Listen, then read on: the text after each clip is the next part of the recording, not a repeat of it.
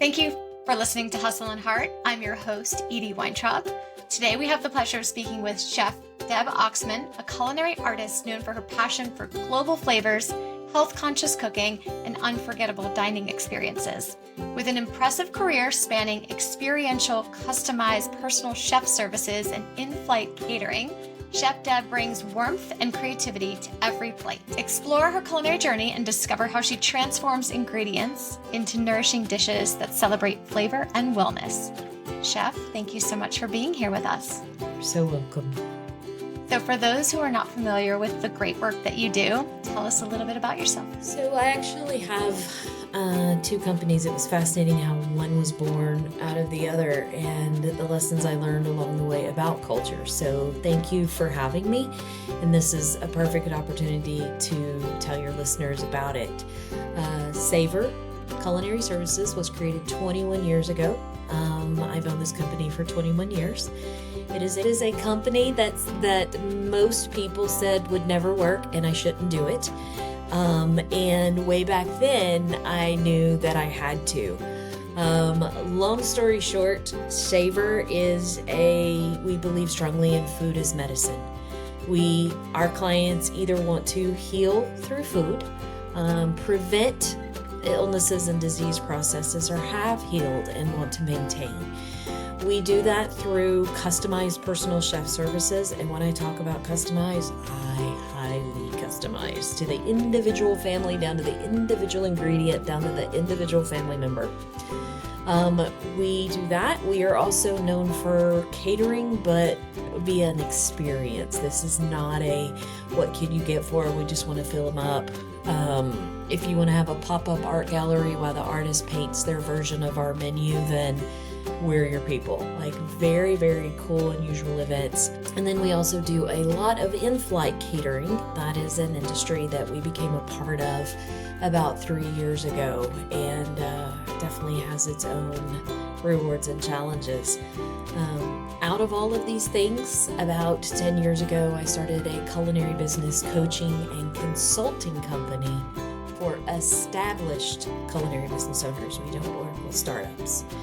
And those are the two things that I currently do. I've been paying attention. You recently, or have been as of late, doing some travel with some of your clients. Is that correct? Yeah, I often. So a part of my coaching and consulting community, it's Chef Deb. It's just very simple, Chef Deb coaching. We believe, or the people in this community, I strongly teach and believe that it's all your life, whether it's business, whether it's personal, and work-life balance is crap because it's all your life. And you should build a business that supports your life, not the other way around. People think that they're going to build a business that will then grow their life. They don't ever start with their life plan first. So we, together, we've been everywhere from Italy to Puerto Rico. Puerto Rico. We were just in Puerto Rico. We are planning a trip next year to Costa Rica. So just together as a group. We don't talk about business. We get together as a group. And then many times, if they have a grand opening, I was just in the Ozarks to help one of my members open this beautiful farm-to-table restaurant in the Ozarks. I'll travel there for grand openings, or I'll travel to them for what we call VIP strategy days, where we kind of pull apart their business, put it back together, and travel quite a bit as a result of them. Well, and I'm sadly missing out on your shirts. You usually have the most amazing shirts on, like, it says fork, or, more salt needed, or no salt needed. So next time we'll make sure to put a little plug in there for your merch.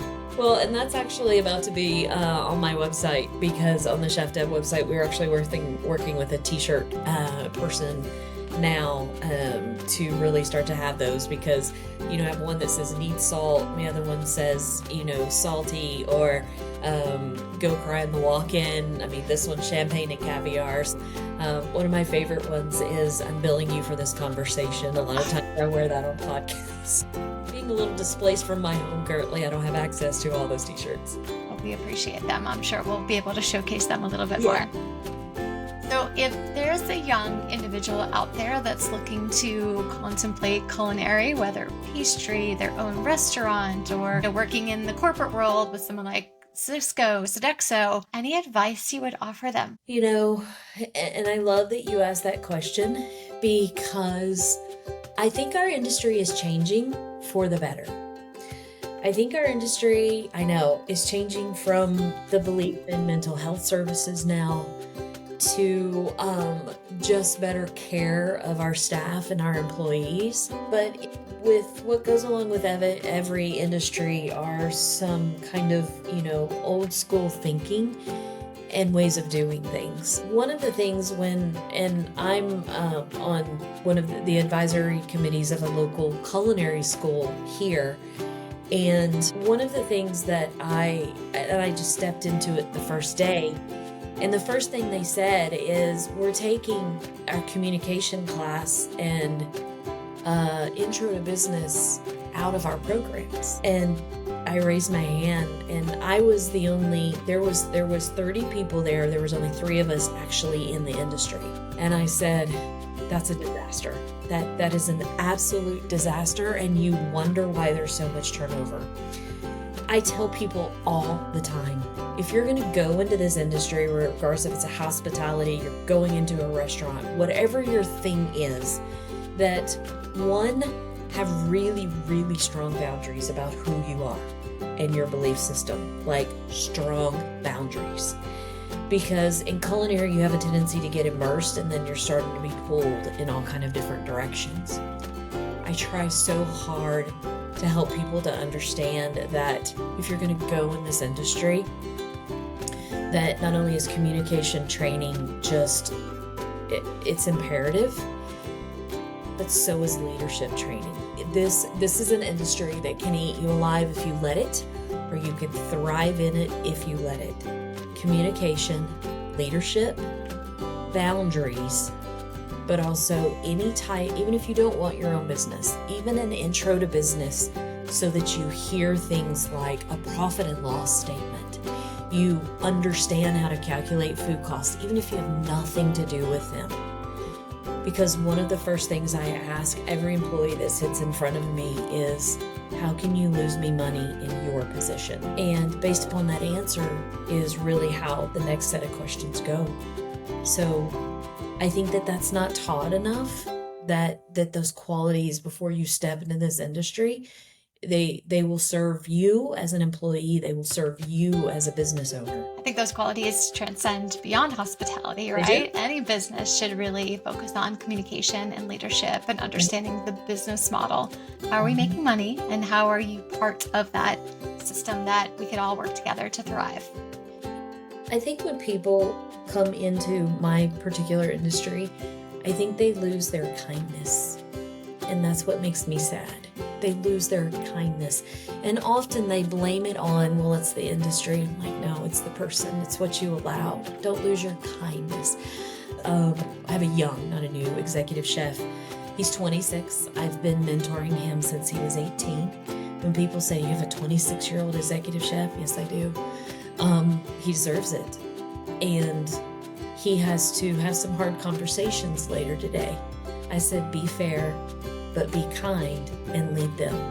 And come from a place of our culture, because everything can revert back to culture and our core values. It has nothing to do with them as individuals. It has nothing to do with you. It has to do the needs of the business and how is this affecting our culture and our team. For sharing that. You're welcome.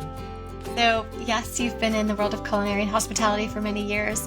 What pulled you in from the very beginning? Interesting enough, I started out as a sports medicine physical therapist way back when. I still love physical therapy to this day. I noticed that a lot of my athletes were rehabbing faster, depending upon their nutrition.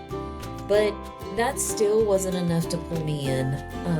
When my son was about 3 years old, I was told that he would have high-functioning autism, severe ADHD. At that time, they're like, put him on medication, just put him in a special school. Like, he's not gonna have friends or tie his own shoe, walk in a straight line. Like, let's just move on with life.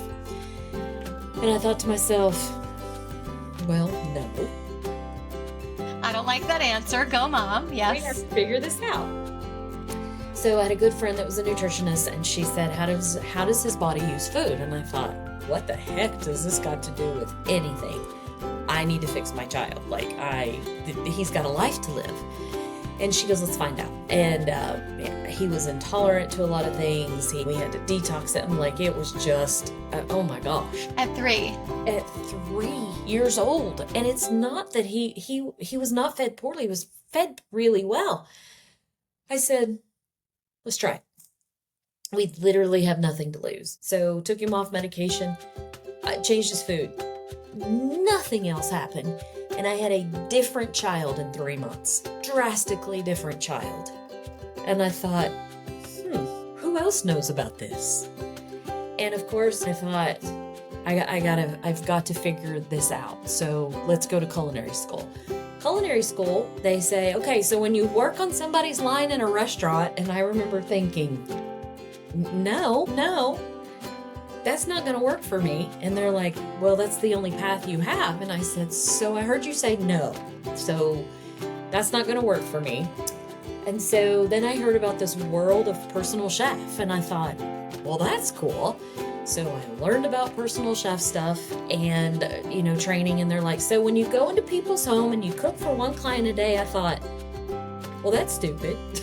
I'm like, how can this is not. So, I said, okay, well, let's have a name and we'll figure this out. And literally one person or one mom or one dad told another what I'd done for, my son. My son now is a family of grandchildren. He's in the military. He's been deployed twice. Like, he did more than tie his own shoes. Let me be really clear. Has a lot of friends. And what happened was it became word of mouth. I said I'd never own a restaurant. I own 3. Surprise! To catering companies, to all these other things. It has always been around how the body uses food. But it doesn't have to be gross. It doesn't have to be this medical cardboard. It was personal chef services, or let's cater for a mattress company that brought in a sleep doctor, and we did all these sleep enhancing foods and the reasons why. I mean, we still stuck to our brand no matter what we did. That's how it all happened. We'll talk about experiential, right? Like tying what you're eating to the mattress company and showing there's certain ingredients that maybe from a routine or an evening meditation, you should take into your routine. That's what we do. We were asked to cater lately a Christmas party for a really high-end gym. And I walked into the gym and my preconceived notions, and I thought, this is like an art gallery. Like, this is a gym? I mean, they had the equipment and all matched. They had this beautiful leather and, this artwork hanging up. And I said, oh, we can do this. So we're going to have different stations of misnomers around, gym food. We actually, you're going to have a chicken and broccoli station, but it's going to be like broccoli foam with, there's actually a picture of him at a competition, and he's holding up this, it looks like a globe that's, wire wrapped, and we're actually going to create a sugar sculpture of a globe, and I mean, it's those things that we get to do. We get to do those things. Well, it's fun, right? It gives you creative freedom to try something different and explore and experiment. It does. It really does.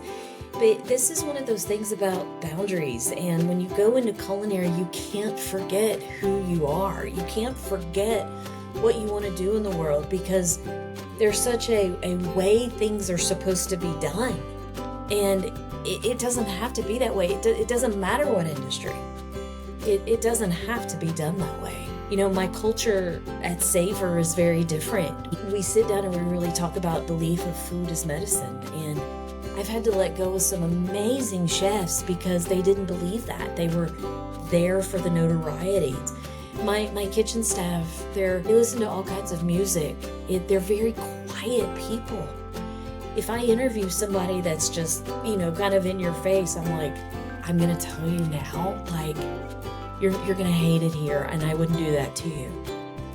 So culture is so, so important to what we do every day. I can tell when somebody is not a good fit, even though they followed a recipe, because my clients will say, "Did you change your food?" I'm like, somebody's unhappy.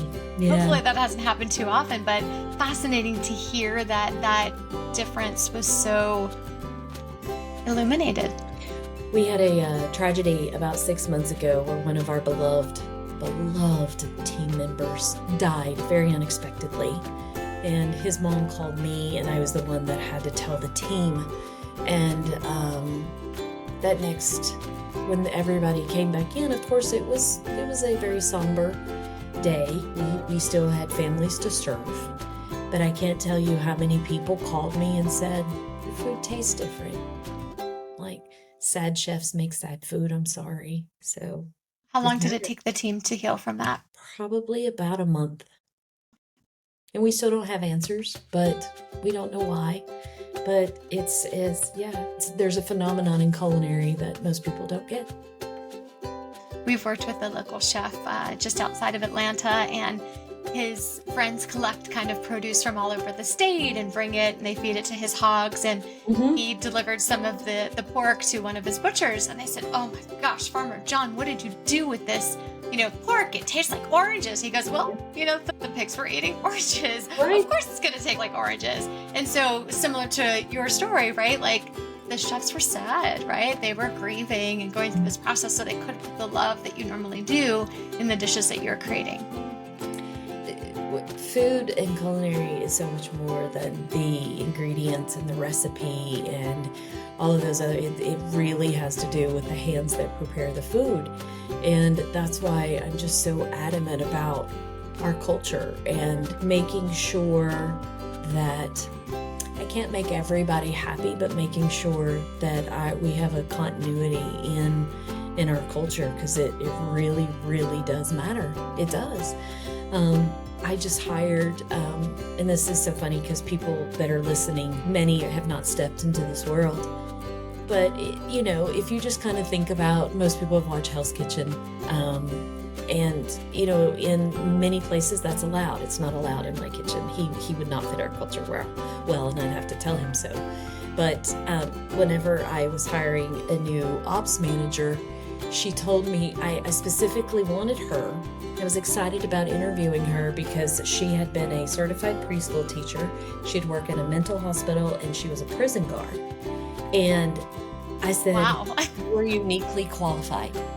Oh yes. Oh yes. When she sat down, I was more so concerned about, I love that she had that experience, but I was more concerned about her kindness, having been through all that. And she is undoubtedly a very kind person. There's been a couple of times where she's kind of been very direct with somebody when they didn't deserve it, and I have to pull her to the side, and I'm like, "So what happens when you walk into a room? Are people glad you came or glad you left?" So we're seeing her soften now. So it's fascinating what culture can do. Well, I'm curious, of those different roles, which was the one that she had most recently? From what I understand, it was the mental hospital. I can't even fathom.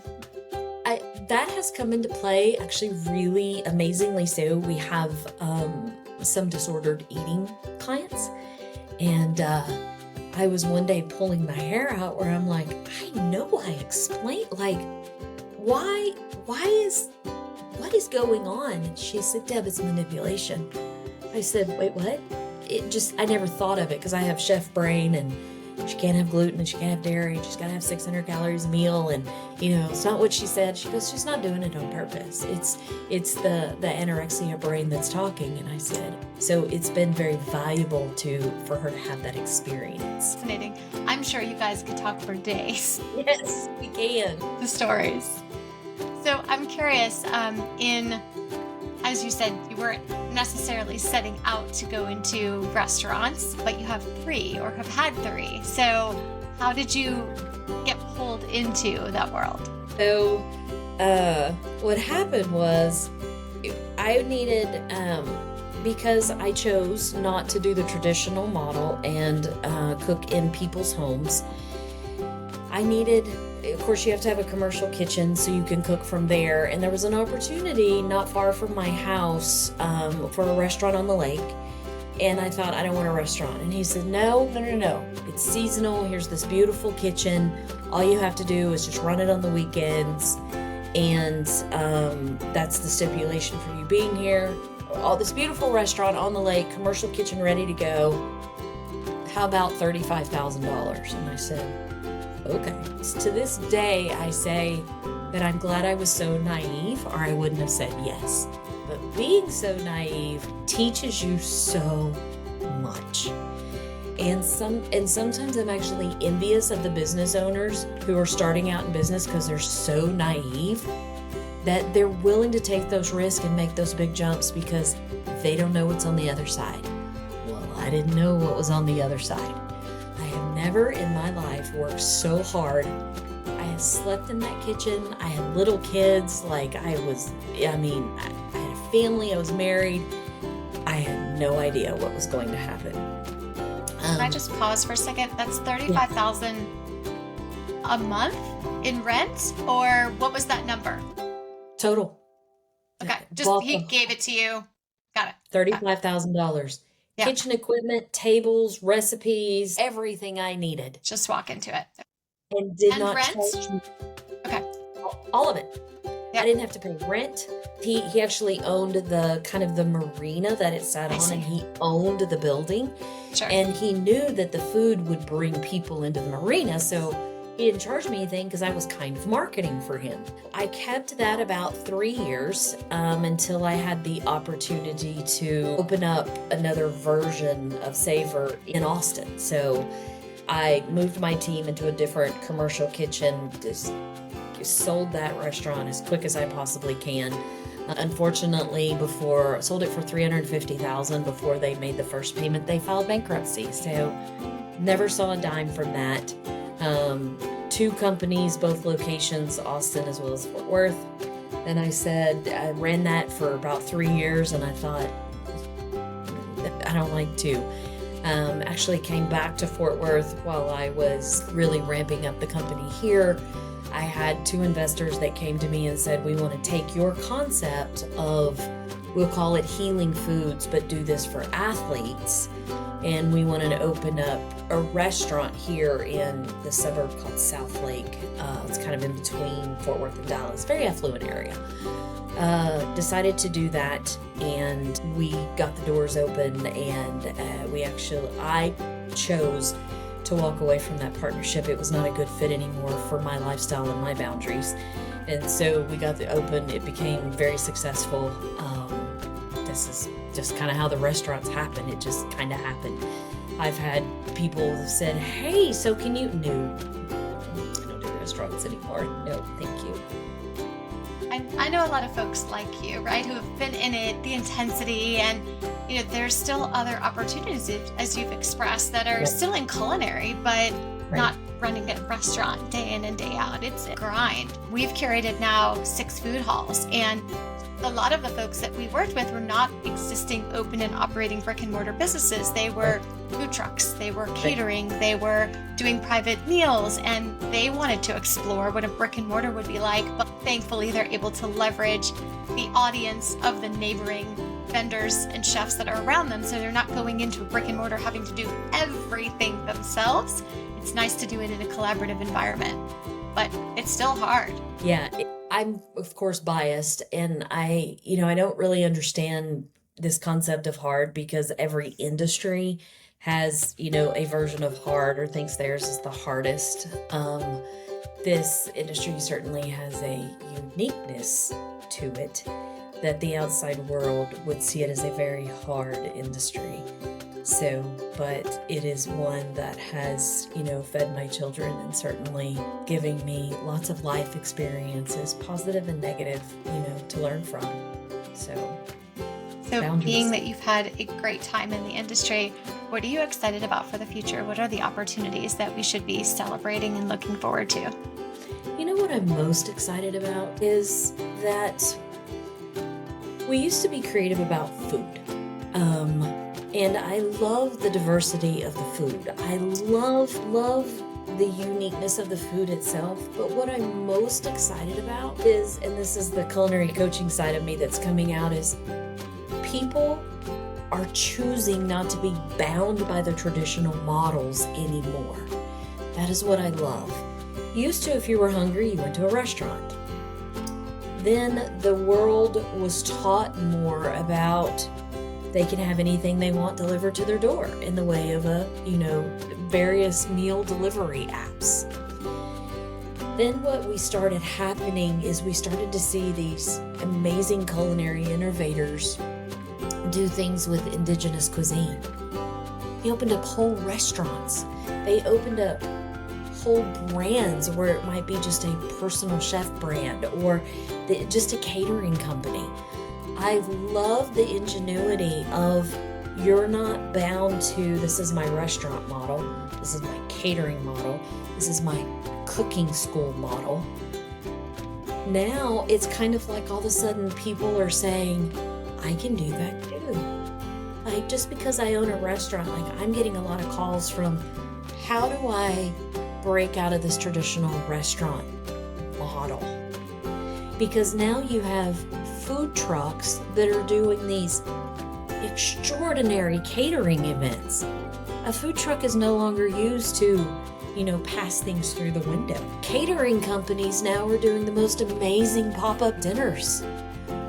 Cooking schools now are doing, wine pairing pop-ups, and they have a food truck. I love the melding that's happening, and I love the acceptance of the cuisines that people had never thought about. I'm still having issues with kind of some of the fusion that's going on. Always, right? Some of it's not always the best mashup. Do you know what? It's accepted and it's creative. It's creative. That's great. That's what I love about what is happening out there. Thinking outside of the box and showing people, the individual owner or the chef or the operator, showing them their heritage and their history and their cuisines and what they grew up with, introducing people to that. Just like this sweet little family that owned Soma Winery. I just did a wine pairing dinner with only Indian cuisine at their winery. And he said, no one wants to work with us because they're scared it's Indian food and we want to pair wines with it. And they're like, here's our family recipes. I'm like, oh, we'll do this all day long. You got to take care of the wine pairings because of course. But he was a level 3 somm. I mean, and it was beautiful. It was just beautiful. We're doing Moroccan in January with South African wines. And I mean, people here in Fort Worth, Texas are like, wait, what? It's right. Not barbecue steak tacos? Like, what? And I'm like, I know, right? No, but it's beautiful. We do a dinner for our clients and our vendors, usually every other month, and we invited a couple of our clients who are born and raised Georgia boys, are used to steak, potato, dinner, and we invited them to an international restaurant. And there's dishes that are from China, there's dishes from India, there's dishes from Puerto Rico, there's dishes from Mozambique. And we just did it family style. We just said, hey, we'll attentive to any like dietary restrictions, like peanut allergies, whatnot. But if you don't have any issues, we're just going to share everything. And they loved it so much because we forced them to try something new. One of them brought their wives out that weekend and went to dinner there because it was something so different than they had been accustomed to. And sometimes I think it's just good to gently nudge. It's so true. I really want to encourage everybody, like I said, whether you're in culinary or you're in, whatever field you're in, investments, financial services, it doesn't matter. This is such an amazing time to think outside the box that's being, accepted more than ever. And it's little things. Like I have 3 children, 2 I gave birth to, and when I call my bonus kid that allowed me to be her mom, she's an executive at Dell.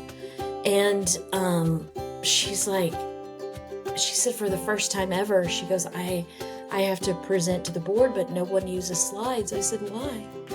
She goes, it's not done. I said, who said that? Use slides. Make them funny, make them creative, because there's no one on the face of the planet that doesn't like to laugh. Like, if this keeps you on track, like, entertain them. Show them a picture of your dog. Like, they're normal people. And she literally came back and said, they said that was the best presentation. I'm like, that's because you did you. Do you. Speaking of you, where can our listeners find out more about you and how to contact you? So of course, I'm all over social media, both for Savor Culinary Services, that is, of course, my culinary medicine company. Then also you can go to savorculinaryservices.com. You can also go to chefdeb.com. That's my culinary business coaching and consulting company.